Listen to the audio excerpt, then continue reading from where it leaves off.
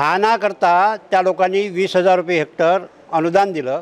त्याच धर्तीवर शेतकऱ्यांचा कापूस आणि सोयाबीन काटोल नरखेड तालुक्यात डुबलं। त्याच धर्तीवर शेतकऱ्यांना 20,000 रुपये हेक्टरी मदत द्यावी ही आमची मागणी आहे।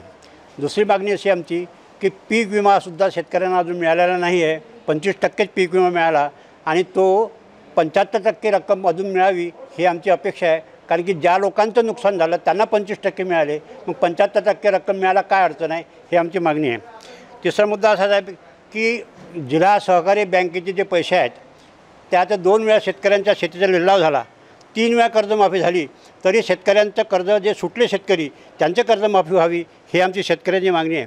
शेतकऱ्यांची मागणी आम्ही वापरत नाही अशा काळातलं पंपाचे बिल आम्हाला द्यावं लागते। आमचे पंप बंद असतात तरी बिल द्यावं लागते। आमचा पंप 3 हॉर्सपॉवरचा आहे तरी 5 HP आम्हाला बिल द्यावं लागते। हा अन्याय आम्ही कुठपर्यंत किती दिवस सहन करावा।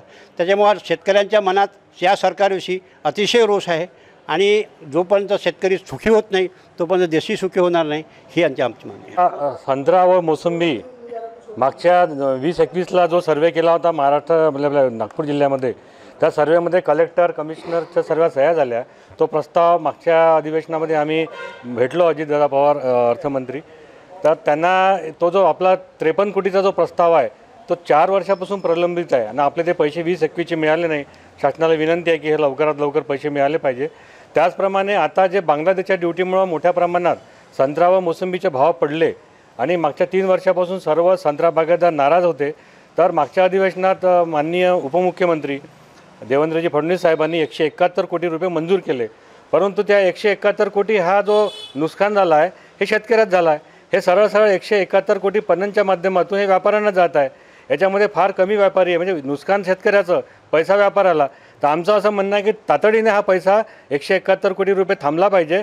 त्या पैशामध्ये काही भर टाकून महाराष्ट्राने आम्ही पत्र दिलं आहे माननीय फडणवीस साहेबांना, तर सर्व शेतकऱ्यांना हेक्टरीप्रमाणे त्याच्यामध्ये पैसा मिळाला पाहिजे। त्याचप्रमाणे एक पीक विमा आपला संत्रा विमा आहे, त्या संत्रा विमामध्ये संत्र्याला आपल्या नागपूर जिल्ह्याला 20,000 रुपये हेक्टर हा म्हणजे आपला जो प्रीमियम असते तो आहे।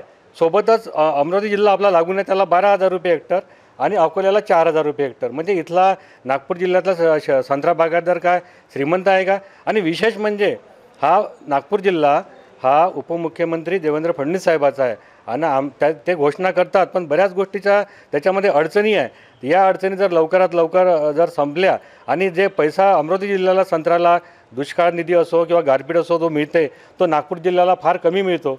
त्याच्यामुळं याच्यामध्ये जर लक्ष दिलं आणि सन्माननीय आमचे आशिष बाबू देशमुख यांना आता सर्व आम्ही हा विषय दिला आहे आणि आता आमची कमिशनर साहेबासोबत भेट झाली आहे। तर हा लवकरात लवकर या सर्व गोष्टी जर या अधिवेशनात पूर्ण झाल्या तर सर्व शेतकऱ्यांना एक चांगला दिलासा मिळेल आणि म्हणजे सरकारप्रती एक थोडंसं प्रेम वाढेल असं मला वाटते। हे कोणाही पक्षाचा प्रतिनिधी असण्याच्या पहिले आशिष देशमुख हा शेतकरी आहे। शेतकरी आज अडचणीत आहे आणि शेतकऱ्यांच्या रास्त मागण्या मुख्यमंत्र्यांच्याकडे निवेदनाच्या माध्यमातून आम्ही कलेक्टर कमिशनरांच्या माध्यमातून पाठवत आहे।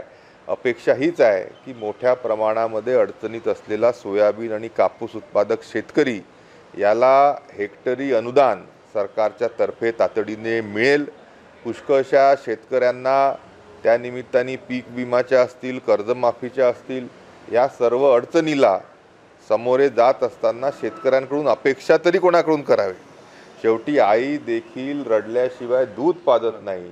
सरकारने तातडीने शेतकऱ्यांच्या ह्या सर्व मागण्या मान्य कराव्या असं त्यानिमित्ताने निवेदन आम्ही दिलेलं आहे। हेक्टरी अनुदान सोयाबीन आणि कापूस उत्पादक शेतकऱ्यांना धानाच्या धर्तीवर देण्यात यावं। मोठ्या प्रमाणामध्ये संत्रा व मोसंबी उत्पादक शेतकऱ्यांना जे अनुदान मिळणार होतं ते जर व्यापाराला जात असेल तर ते थेट शेतकऱ्यांच्या खात्यात त्यानिमित्ताने यावं।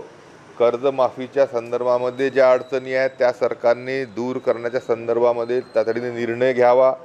पीक विमा हा कुठंही शेतकऱ्यांना म्हणजे पूर्ण मिळत नाही आहे, त्या अनुषंगाने सर्व पीक विमाच्या कंपन्यांना सरकारने ताकीद देऊन त्यांना ह्या नुकसान भरपाई शेतकऱ्यांना मिळण्यासाठी सांगावं। सचिन लाइफस्टाइल में आकर्षक साड़ियों की भव्य रेंज की भरमार। बनारसी शालू, Kanjivaram, designer sari, party wear sari, printed sari जैसे सभी प्रकार की साड़ियों की वैरायटी उपलब्ध। सभी के मन को लुभाने वाली साड़ियाँ अभी मिलेगी एक ही छत के नीचे।